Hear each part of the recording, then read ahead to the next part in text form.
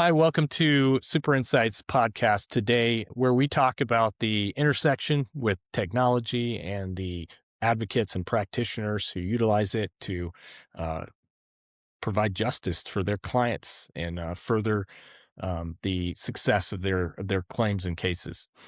So today, this conversation is one that we're going to focus on Social Security disability. It does pertain to workers' comp and other related vocational impacted case claims areas as well.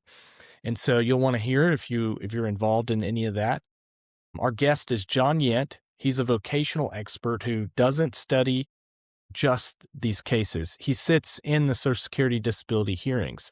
He's watching in real time how cases are won and lost. John works directly at the intersection of medical evidence and work capacity.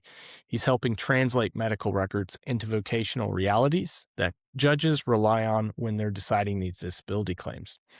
What makes his perspective especially valuable is that he sees patterns most attorneys never get to see, where strong medical cases can fall apart and where vocational assumptions go unchallenged. And that's where a single overlooked work limitation can actually change the entire outcome of a hearing. So we'll talk about that. Today, we're going to pull back the curtain on how vocational analysis actually influences these decisions and how it should be used alongside medical record review and what attorneys can do differently to strengthen their cases before they ever step into a hearing. If you've ever wondered why a case with solid medical records didn't go your way, this conversation will help explain why. And we are glad to have John with us today. This morning, we have John Yent with us of Workscape Analytics. So we're excited to just have you with us and really kind of start to scratch an itch that leave a lot of advocates wondering why they why they didn't get the outcome that they were hoping for. So we'll just kind of we'll tease it with that, and we'll queue up some questions that we have for you. We'd love to hear your story. We look forward to the conversation today with you. So thanks for joining us. Thanks for having me. Yeah. John, we like to really kind of understand like how you got started, where you came from. We just love to intro kind of the person. Who's Sure. John and Who's how did you get John? started? Well, I've been in the field of vocational rehabilitation. This marks my 40th year doing it, which is fun. I've always enjoyed helping people with disabilities to have the best life they can. That's what I've been all about.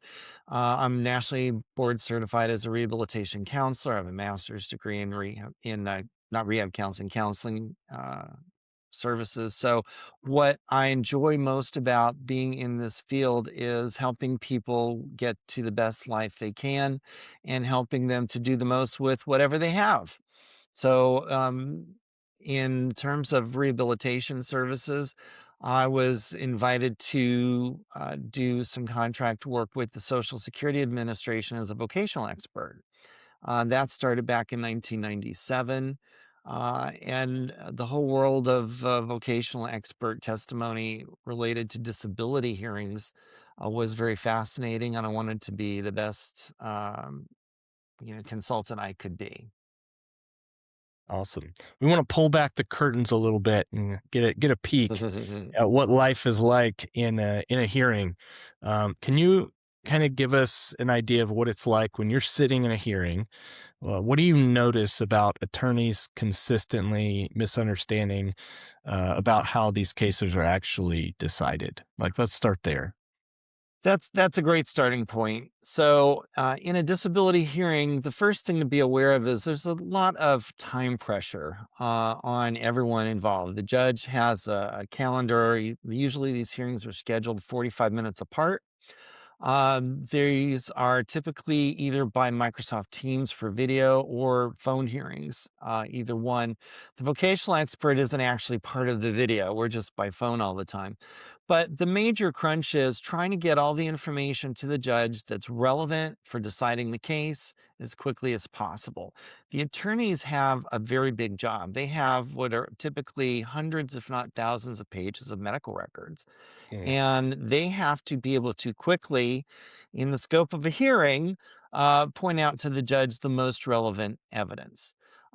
As a vocational expert, I'm, of course, not reading the medical evidence. I'm focusing on the work history, the occupational information. And so it's always a challenge for any attorney to try and get the medical highlights there. But so many times, as the vocational expert, I'm sitting there thinking, well, I hope they ask about, this factor or that factor or things like that. Or when the judge is asking a hypothetical of me, I'm able to provide answers with Occupational Requirements Survey. We'll talk about that in more detail.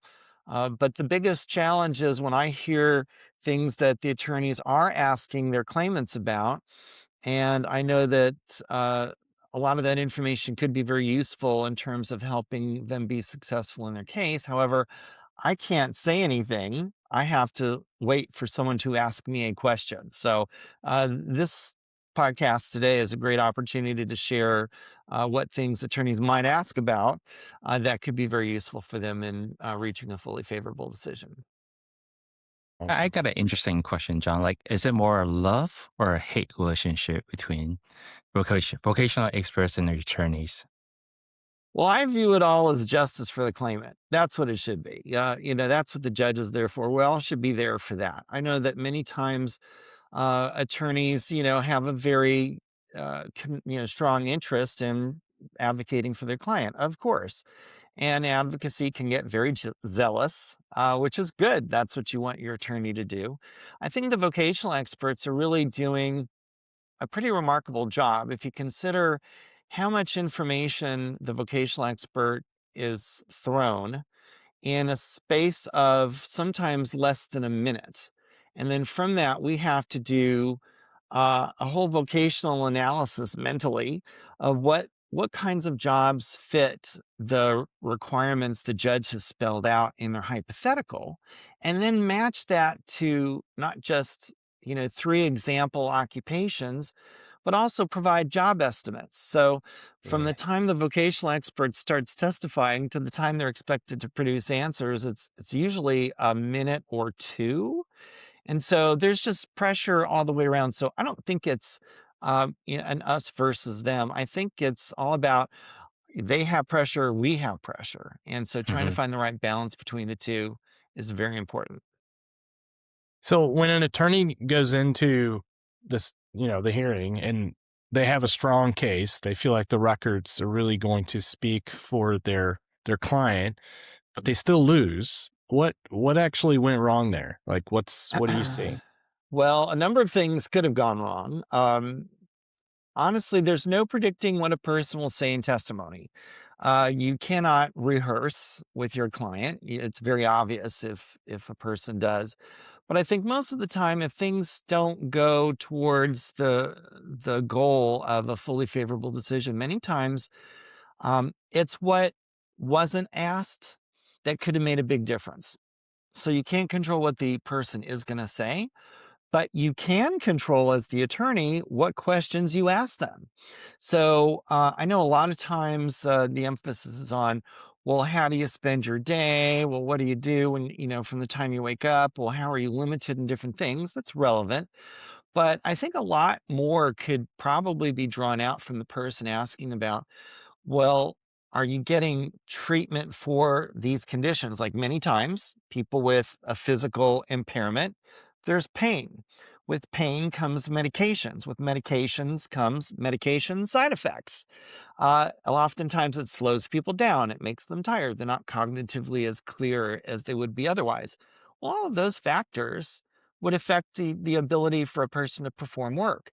What most of the attorneys don't realize is with Occupational Requirements Survey, cognitive and mental factors are part of the computation. But if no one asks me those questions, Hmm. I can't include them in the calculation. No vocational expert has the ability to add to what the judge put in their hypothetical or what the attorney put in their hypothetical opportunity for that matter. So it's about ask more of the questions that will make a difference. And that's what we want to help people understand today. Interesting. So when an attorney is prepping up for the case, right? Obviously, they go through the medical records. What do you think is the best process for the attorney to kind of prep up to ask the right questions? So to get to what you just kind of mentioned earlier. So, most attorneys, I believe, would tell you start with the most objective evidence. Usually, those are tests, imaging tests, MRIs, CAT scans, PET scans, things of that nature. Those are the most objective things, aside from whatever person may say or feel or experience. Um, Also, going from the objective testing, focus on and they're already doing this for the most part, focus on what the responses are in treatment notes from these providers. Now, one thing that the attorneys may not be aware of is, and I, as a rehab counselor for a long time, I went through lots of doctor visits with clients to see what's going on. The thing I noticed so often was um, people's regard for their doctors is a very high level of respect, and therefore, many times people don't want to bother their doctor. They think they're bothering their doctor if they say, "Well, let me give you this list of 25 things you should know." They won't do that. So the doctor says, "How are you doing, sir?" And you're like, "I'm fine." And the doctor puts in Okay. their AI notes, "He says he's fine." So it's very Yeah. difficult when, Right. you have a person with real things, but they're trying to please their doctor. And patient says he's doing well. Patient says he mowed the lawn last week. Patient says all these things. I would encourage attorneys to talk to their clients who are not adhering yet as early as possible. Tell the doctor what's actually happening. Make notes of what your complaints are so that you literally can read a list if you're not going to remember it. Tell those doctors what's happening. And that way it's part of the medical record. That's very important. So what would you say would be the things that are most often kind of cited as important from the attorney side, but Mhm. really have no vocational impact? But on the flip side to that, also, what are the things that are critical to that work capacity aspect that are oftentimes missed?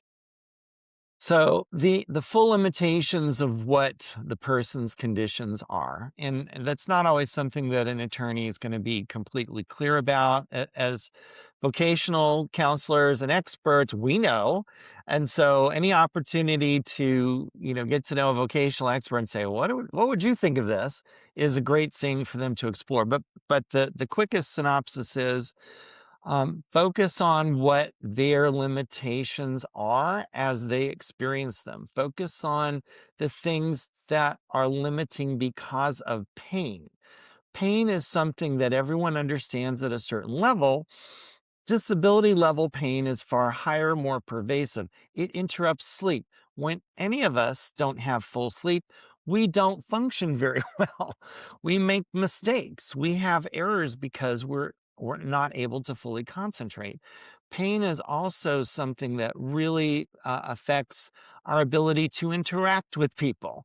If we're in pain, we're not pleasant a lot of the times.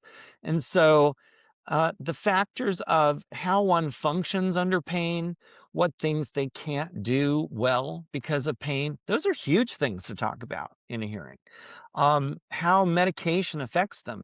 Many times, the person with the disability has this, bad choice to make. Either have pain level that's maybe, you heard the famous 10-point pain scale, right? Well, 0 is nothing. As a rehab counselor, the scale I'd use is 1, 2, or 3 is pain that's annoying, but you still do what you need to do. 4, 5, or 6, yeah, I'm taking something over the counter for this, but I can do what I need to most of the time. 7, 8, or 9 is, oh my God, I'm on prescription medication, and this better bring me back down below a 7 again. And 10 is, I'm sitting in the emergency room with my arms crossed, wondering, where's the IV drip? Okay, that's the level we're mostly thinking of. If that individual is not able to function because of pain, their choice is, I'm either going to be knocked out, which means I can't function anyway, or I'm not going to take the chance of being knocked out, and my pain level is going to be so high, I can't focus. I make mistakes. So bringing out the fact that this is the choice a disabled person has, and how to navigate that in testimony. Have them talk about what happens when you don't take the medication.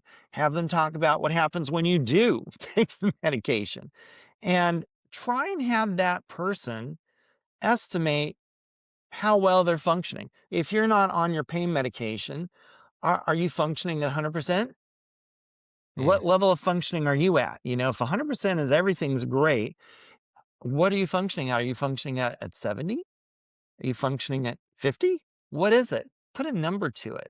Put an estimate to it as much as you can, both with medication and without. Those are huge factors that most attorneys don't bring up. mm. Interesting. Now, since we're talking about the hearing, there's obviously the medical side, but how much does the claimant's work history actually influence your assessment during the hearing? Well, quite a bit. The vocational expert's there to characterize whatever their past relevant work is. Social Security recently changed that in 2024 so that they're only looking at the last 5 years before the onset of the disability began. They're also only looking at work that was performed at a level called SGA, or substantial gainful activity. That's basically the number Social Security uses to say, if you're earning this amount of money, we think, you're not disabled. You can still function. For 2026, the SGA level is $1,690 per month. So under their rules, if you're making $1,690 per month gross before taxes, that's not net, that's gross. Yeah, you could be Stephen Hawking, with a glow stick in a wheelchair. If you're making over that money, you're not going to be qualified as disabled. Yeah. So that's a huge thing. But really, if they had skilled work also, many times there's a misunderstanding. Well, this person was, a very skilled accountant, or they were a pretty skilled teacher or something, or they had a skilled level sales job. The question is, well, why can't they transfer those skills into some physically less demanding work that maybe they could perform? The factor to consider is there's a lot that goes into transferability of skills. Transferability means you have to know the thing you're talking about. You have to know how to do it, all the products, materials, services. You have to know the stuff. Secondly, you have to have the physical ability to perform those things that you know. And third, you have to have the cognitive and mental functioning to carry out in the right order, in the right sequence, those things that you already know and supposedly physically can do. If you don't have all three of those pieces, you're not going to do that work. And Mm. so that past relevant work is interesting, but it also is a very important part of the analysis at step 4 and 5 in the 5-step sequential evaluation process. John, what would you say are the vocational arguments or even limitations that when our an advocate raises them correctly could make a judge kind of stop and rethink that case? If a person had a very high income before their Mhm. disability, I think it's a very, very powerful argument to say, Mr. Smith, or whoever you are, Mr. Smith, you used to make $100,000 a year doing the work you did, and you were very skilled at it, and you prided yourself on that work, right? Ask them the key things like, why would I trade a job I enjoyed and a nice salary to collect disability benefits? No one gets wealthy on disability benefits. So emphasize that I don't want to have the downside. I have to deal with the downside. It wasn't my choice to do this. I didn't choose to do this. I'm not a lazy person. That's one very key argument to make. The other key argument to make is, if this pain would go away, I would go back to something that I Right. like to do or want to do, or if I even knew how to go do something else, I would absolutely go do it. But first of all, someone has to get me out of this pain. I've talked to 8, 9, 12 doctors, and they haven't solved it for me yet. They're the professionals. I'm just a person in the world. And so I really need that. If I had a doctor who could solve the pain, absolutely I'd go back. If I had the physical ability, absolutely. If I had the mental clarity and not the fog, pain causes mental fogginess. So does medications, certain even cancer treatments. They have a lot of mental fog that's a result. Lots of chronic pain conditions. So that's important. The other point I really want to emphasize is you cannot underemphasize the importance of cognitive and mental limitations. Yeah. In the entire Occupational Requirements Survey, the newest section is cognitive and mental factors. It is a huge thing. If we're talking about what lowers the number of jobs that a vocational expert comes with, most attorneys are unfamiliar with how to add cognitive and mental requirements because they were never part of the old calculation method or software. They are in ORS. So you have the ability as an attorney to ask your client, so you're not very good around people these days, are you? I mean, do you feel like talking Mm, to people? Do you prefer to be away from people? Do you find yourself agitated a lot where you probably shouldn't be around the public? That's an important thing to ask. Do you find that you're working like doing everything slower than you used to? There's actually a factor in ORS that addresses generally working slower. There's factors in ORS that addresses the ability to pause work. A pause is not the same thing as what's called off-task behavior, where you may be daydreaming or something like that. A pause is very relevant. It's like, I just finished a thing that took 30 minutes. I'm about to start the next thing that will take 30 minutes. Do I have time to do that? Do I have the energy to do that? And so pause is one of the factors that's in the calculations. Being able to basically have work that is routine and repetitive, that's a frequent element for the judges to ask. That is addressed in ORS as well. It's called work schedule variability. If you need only simple, only repetitive work schedule variability is the factor. It's like, no, cannot have variability. It's got to be the same thing. And so all these factors are just sitting there ready for the picking out of ORS, and judges don't ask it, and attorneys don't make full use of it. So if I'd say do anything, learn all about the ORS factors for cognitive and mental requirements because they are huge in their impact on job numbers. That's good. interesting. I want to dive back deeper. You mentioned about step 4 and step 5. Can you go deeper into, what should attorney be thinking about when they're prepping up for the step 4 and step 5? Exactly. So step 4 is where the judge in the 5-step process, step 4 is where they say, despite all these physical limitations, mental limitations, whatever, the judge will ask the VE, could this person, even though they have those things, could this person return to any of their past relevant work? Most of the time that answer is no.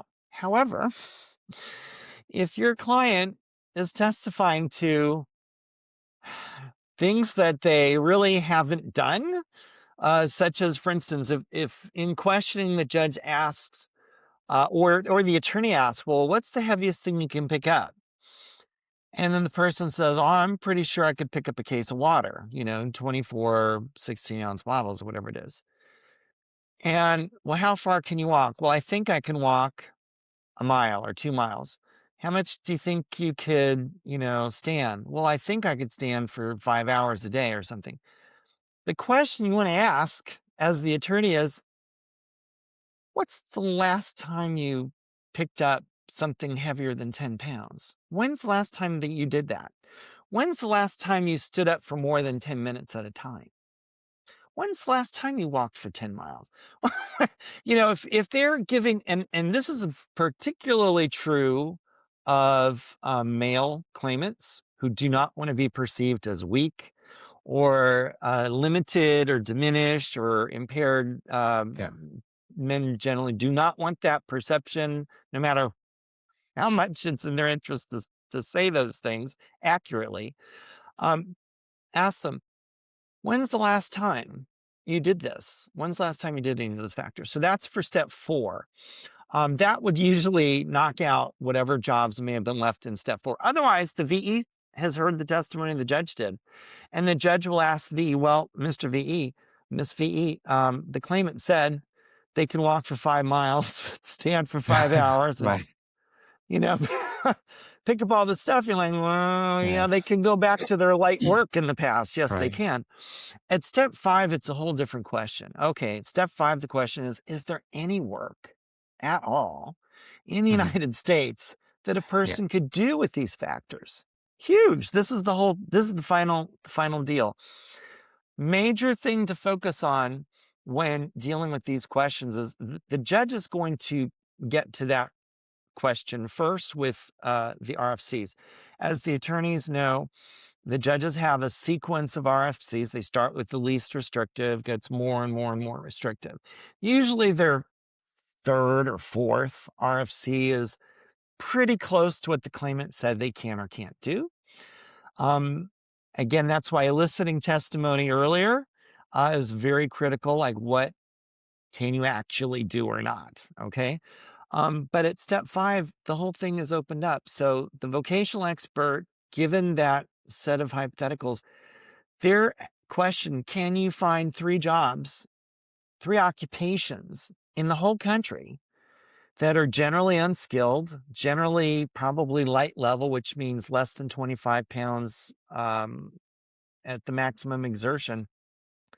And there's a lot of jobs that can be like that. What the attorneys have to understand is the more factors in Occupational Requirements Survey you can identify, the more that number is whittled down. So we're not saying invent stuff that's not there. Obviously not. You want accurate testimony. What you are really better serving your client and the whole process in general is to emphasize what they can't do. Emphasize it based on their evidence. Emphasize it based on their daily life. You know, what did they testify they can do? And if it's corroborated in the record, then you're good. If you have a person you've trained from the first day they signed your 1696 representation agreement form, okay? If you've told them from day 1 of you representing them, every time you go to the doctor, you bring a list of everything that hurts, everything that's wrong, everything that's not going well, and you talk about it. That's fair. And that's going to be evident in the record. Well, the judge is going to look, well, every time this person sees Dr. Jones, he saw Dr. Jones 12 times in the last 2 years. Every time he says, well, this still hurts and that hurts. And the judge gets it. Oh, okay. Every time he says this, or worse, first he started saying it was this level and then it got worse. So train your clients to speak to their treating sources accurately. Make that list of what hurts, what doesn't hurt, how you're feeling, how you're functioning, how it's changing. So, John, are there any functional limitations that are kind of like disproportionately, like these ones have a greater impact on that list of jobs when you Absolutely. get into a hearing? Absolutely. From the let's start with the easiest education level. If your client does not have a high school diploma or a GED, you want to make sure that the judge is fully aware of that. You want to make sure that the VE is fully aware of that. You also want to ask the VE, have you taken into account this person has less than high school and less than a GED? Now, in Occupational Requirements Survey, there are check boxes, right? There's a box for high school diploma or GED. It's the same box. And less than that is no minimum education required. That has a huge impact. That will usually take whatever the number is and slice it in half. That's probably the single most important factor that most VEs, if you ask them, especially if they're using certain outdated software, if you ask them that question, well, how did you account for, if you were looking at this analysis for a person with high school versus a person with less than high school, how did your analysis change from one level to the other?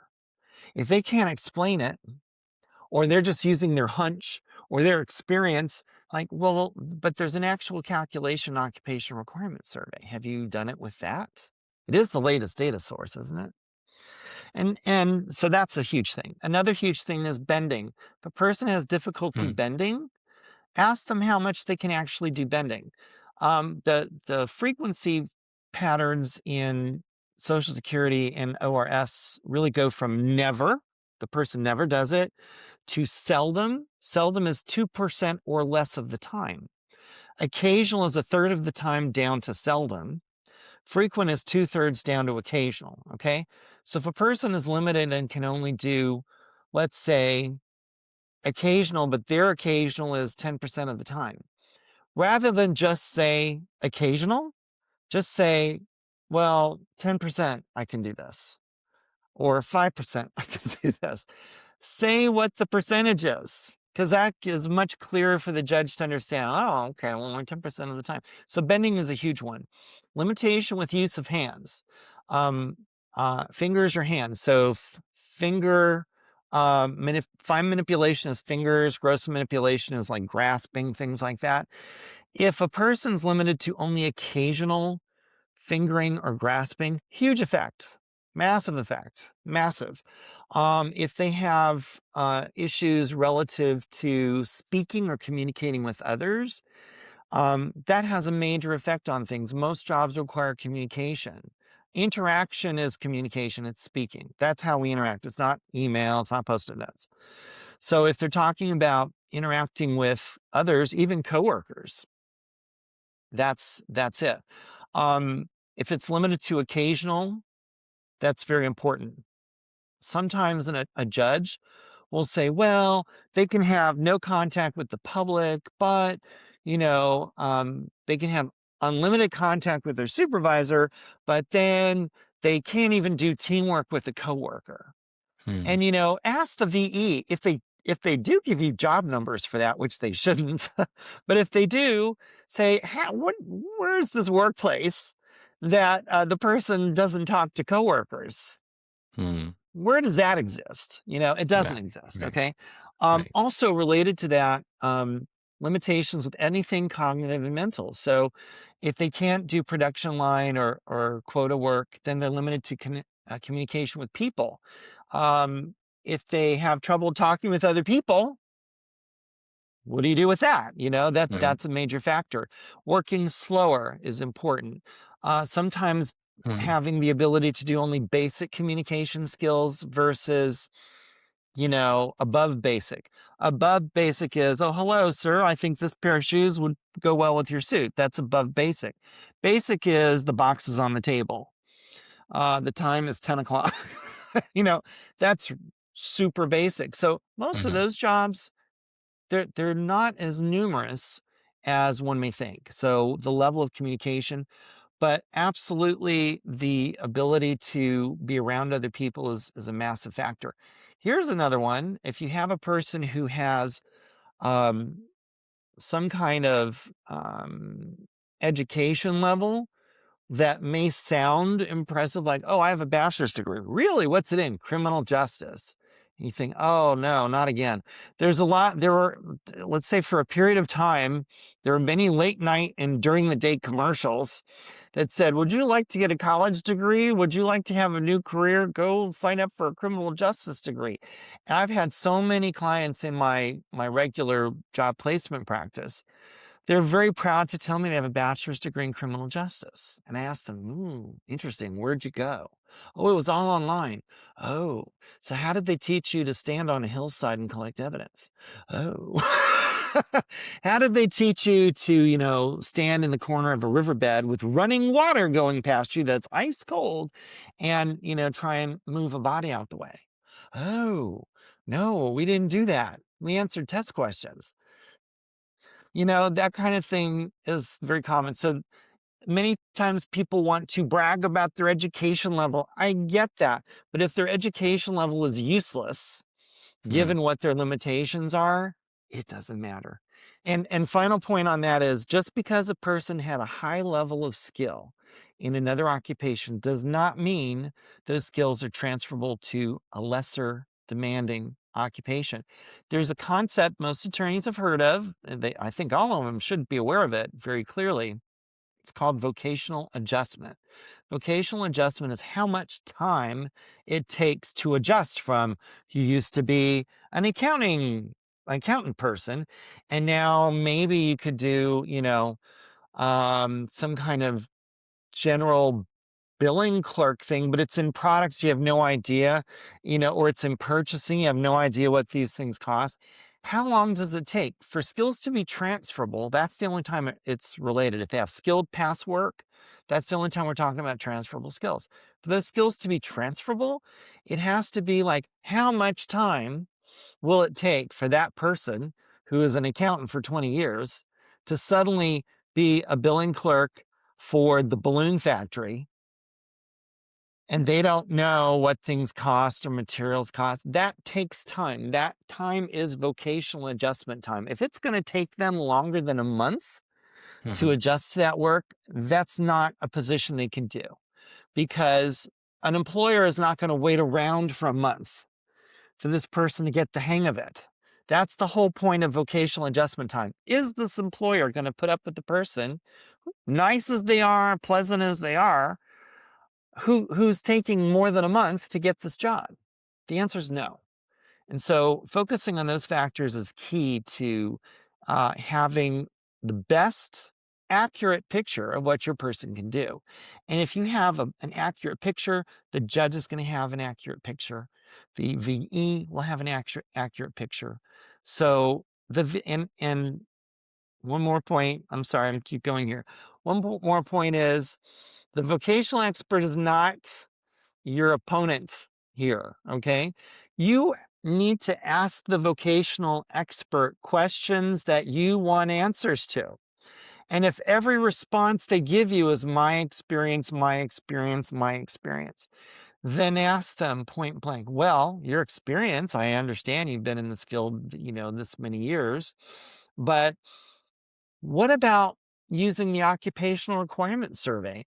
That survey data covered, over 15,000 establishments, over 26,000 direct observations with professional surveyors who had the questions that were developed by rehabilitation people.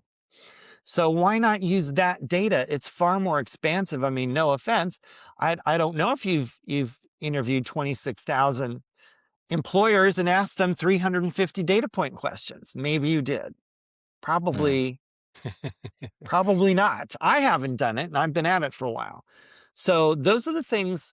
So you don't have to look at your VE as an adversary, but ask them something that makes sense. Like, if your experience is you've seen 10 of these things, versus ORS has talked to 15,000 establishments, Yeah. what are they going to say? I Hmm. guess there's always nut sorting, right? Don't That's tell probably me gonna that. go away pretty soon. So I want to Yeah. go back to like it's all about like asking the right question, right? So Yes. if I'm an attorney, I'm starting to do Social Security, just now, what is like the number one question I should be focusing on like every single time, like that? Then you're surprised that people don't ask, For the from day to VE, day. Yeah. what's your sources of data that you're doing these calculations from? What software are you using for these calculations? There's certain legacy software that's been around for over 30 years. And this legacy software has had a methodology that doesn't, if you look at what Bureau of Labor Statistics publishes, okay, they publish all sorts of data. They publish data like crazy. Since the year 2000, Congress passed a law that said all occupational data must be produced using the Standard Occupational Classification System, or the SOC system. SOC has a 6-digit code for 860 occupational groups. Okay. The reason occupations are bundled in groups is because they're so similar. They're so similar in the technical requirements, knowledge requirements, information requirements, et cetera, all of that, physical requirements. That's why they're grouped together. Now, other software wants to tie everything back to the Dictionary of Occupational Titles. Many times, especially brand new attorneys who are under the tutelage of an experienced attorney, they'll tell the new attorney, "Oh, everything's the DOT. It starts with the DOT, Yeah. it ends with the DOT." That's actually outdated as an approach. The Dictionary of Occupational Titles, very quickly, was a publication that started in 1938 based on the Works Projects Administration from the Franklin Delano Roosevelt administration during the Great Depression. So that was some time ago. information is some time ago. And it was great for placing unemployed people who are standing in the soup line with something to do. How do you place a person quick? Well, let's see, what did they do? That made sense, but it wasn't built for disabled people. It was built for working people, not disabled people. ORS, the Occupational Requirements Survey, was created very recently. It was formulated between 2009 and 12. The data collection began in 2014, I believe, right around there. And the first data was published in 2018. 2018. It was the first release was 2018, then a 2023 release. There's a preliminary 2024 release, and then now there's a brand new 2025 release as of 2 weeks ago. So use data that's current. Use data that's from a source that's built for understanding options for disabled people. Not something that was built for job placement of soup line standers, That's so clear, okay? And also understand that certain software, legacy software, has not addressed the fact that the job estimates they come up with, at least the previous edition of the legacy software, didn't have any calculation factors whatsoever. What you have to understand is how are they calculating these things? So if an attorney's asking me, well, okay, well, you're saying that, a person can do this job with only occasional contact with others and it's a customer service job. How can that be possible, Mr. Yent? That doesn't make any sense. And you can explain to them, well, of the 3 things that I selected in my testimony, let me explain to you. Job number 1, here, the amount of positions that function at this level is approximately 45% of all of the people in this occupation. And so that may be surprising to an attorney, like who's saying, how could it possibly be 45%? Well, I can tell them and show them in ORS, here's the data set it came from. Here's the row number it came from. This is real information. Attorneys, especially new attorneys, you remember from law school, which wasn't that long ago, probably. Yeah, citation, exhibit and page number. Exhibit and page number. So when you're going into that hearing, exhibit and page number, the judge scanned it. The judge did not study it for months as you may have, okay? Exhibit and page number. What's the limitation that you want to bring out? What exhibits and page numbers are those things found on? So if Dr. Jones said, oh, I'm sorry, Mr. Claimant can only lift 10 pounds, and he can only do it 2 or 3 times a day, what's the exhibit and page number? That should be part of your pre-hearing brief. It should be part of your opening statement when you're in the hearing. So every factor, you're a brand new attorney, every factor that you go in, use that information, because when it's time to talk to me or any of the vocational experts, you have the ability to say, well, Mr. Yen, as you may not be aware, but I can assure you at Exhibit 12F, page 6, the doctor said they're limited to this.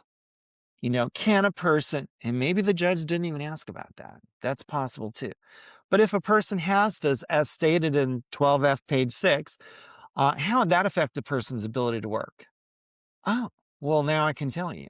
And with Occupational Requirements Survey, I can calculate it for you. So if they don't have that exhibit and page number to ask the VE or put to the judge, well, Your Honor, it's in the record. Law school 101, you know that. Let's talk cross-examination, John. It's something that people love to write about. It's the edge, right? So Yes. Yes. what separates the good ones from the bad ones? Evidence. Exhibit and page number. Exhibit and page number. If the record says this, ask Mr. Yent, does it, what effect does this have on a person's ability to work? I can tell you with ORS calculations. And don't just hold back, and don't just focus on strictly the physical stuff. Focus on the cognitive and mental stuff. If you have a person who tells you that they're anxious or depressed or anything like that, and then that person tells you, yeah, I'm not going to get treatment for it, well, then it's not a thing. It's not a severe impairment. So, people have to overcome the stereotype of, oh, I'm mentally impaired or something. Yeah, it's a condition, okay? Mental health, and just being very blunt about it, mental health can be lethal, just like physical health problems can be lethal if they're unaddressed. That's the truth. So focus on that. So when the attorney is talking to the vocational expert, ask them, so how can a person function in a job if their pain level, if they feel like they're in pain 70% of the time? The judge will instantly correct them.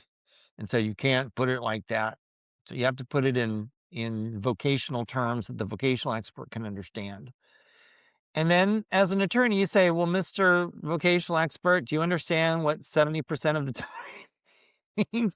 That means frequently, okay, the thresholds, right? 2% to a third to 2/3 to greater than 2/3. 70% is in the frequent category. Mr. Yeah, if a person is frequently in pain, are they going to be able to focus, in your experience, are they going to be able to focus on solving problems, attending to customers, getting computations correct, writing things down correctly, typing things correctly? Is that likely? No. Okay. So ask the questions. Use the definitions to your advantage, because those definitions are there to help everyone understand the whole idea. Get everyone on the same page. Okay. Mhm. And let me also say this: focus on the things that they're actually able to do, not what they estimate they can do. So when it comes to the VE, ask the VE, well, Mr. Jones, the claimant, Mr. Jones, says that he thinks he testified to the judge, he thought he could do blah, blah, blah. But in my examination, he said, when I asked him, how much of that can you do? He said he can only do it for 10 minutes, maybe an hour.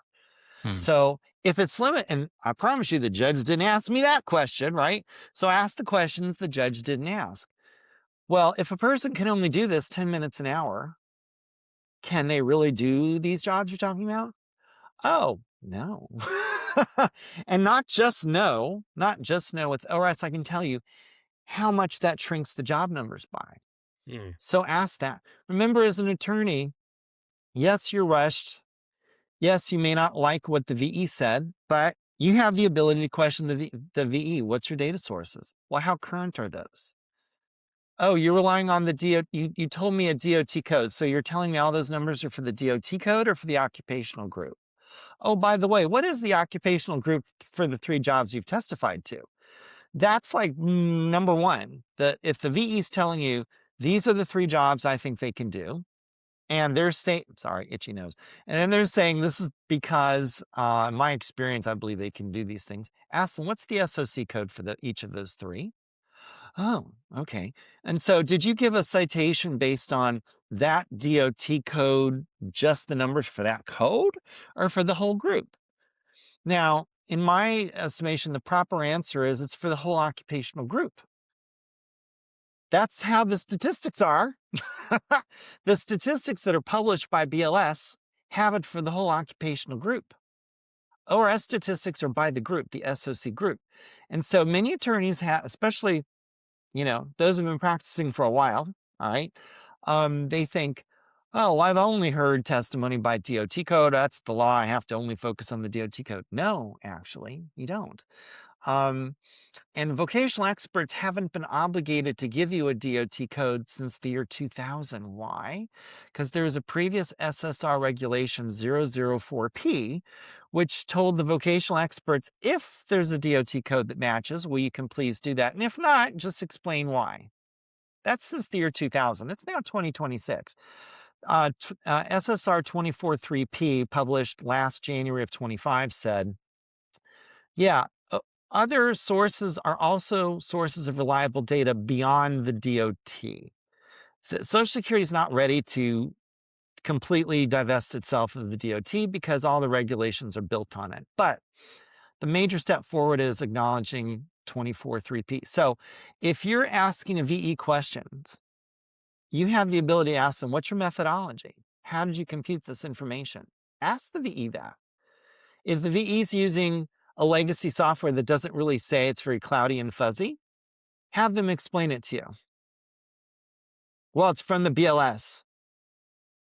Okay, how do they do the computations? If they can't explain it, that's a big problem. What are your data sources? Well, I use such and such software. Okay. What are their data sources? Well, blah, blah, blah, blah. Okay. Well, what's their methodology? You don't know?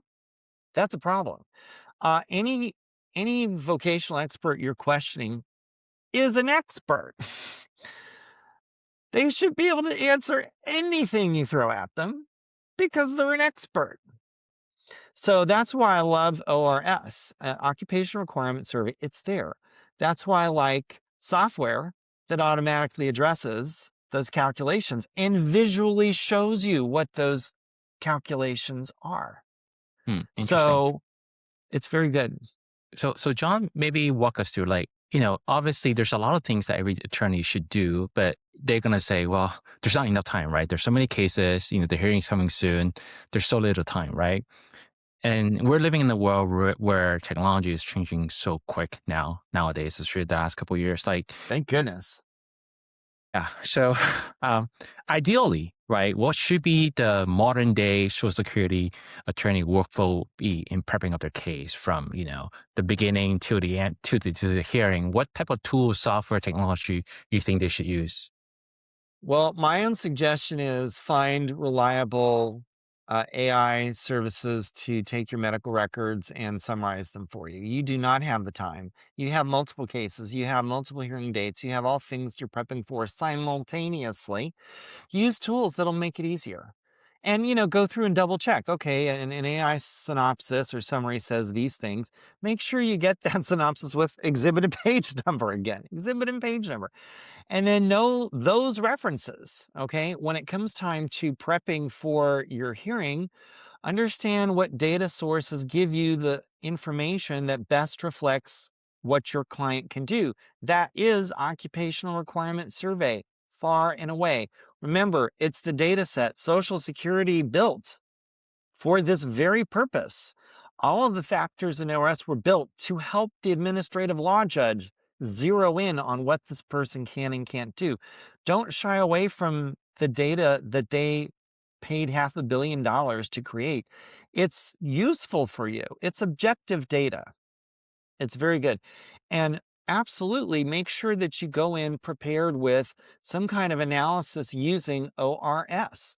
If you have an ORS analysis, you know instantly what factors are going to probably be raised by the judge, starting with the consultative examiner's report. The consultative examiner probably spent 15 minutes seeing your client one time only. Congratulations. Yeah. And versus a long treatment history. So have an ORS analysis when you're walking into that case. Look at the percentages in ORS to see how do these percentages affect the person's ability. Is it realistic? So have the tools. Being modern means more than just, you're on TikTok and, Instagram and everything else. But be modern. Use the tools that are here. Use software.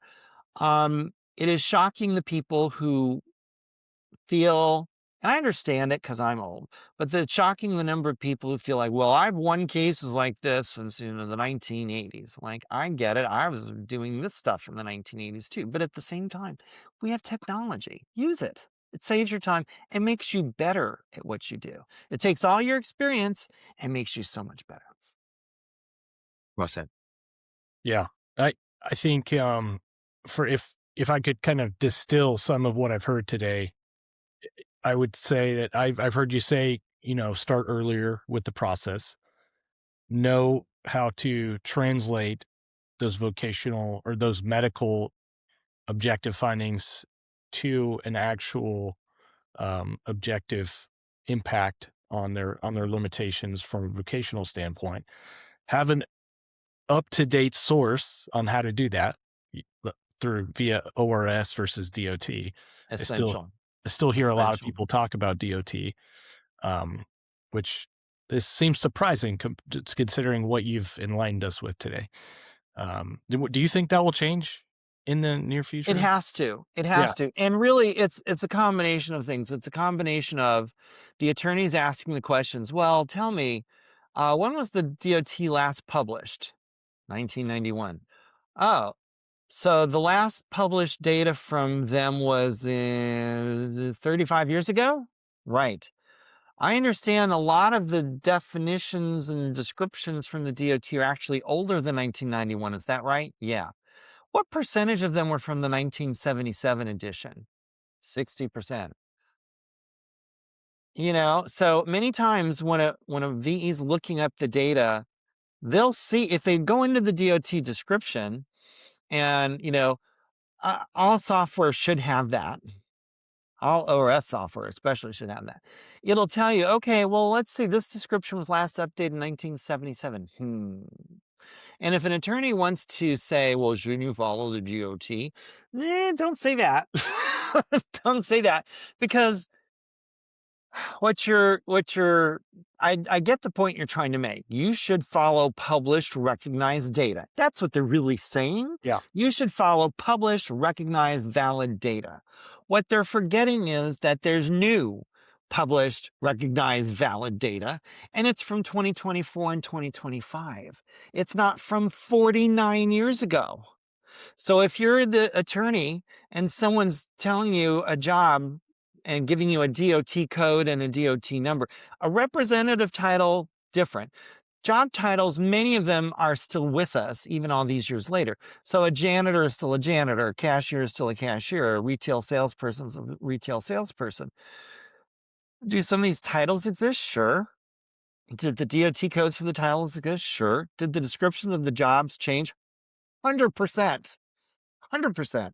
So understand, if you're going to make that argument, then make it in a way that makes sense. Don't force the person to give you 49-year-old data. Yeah.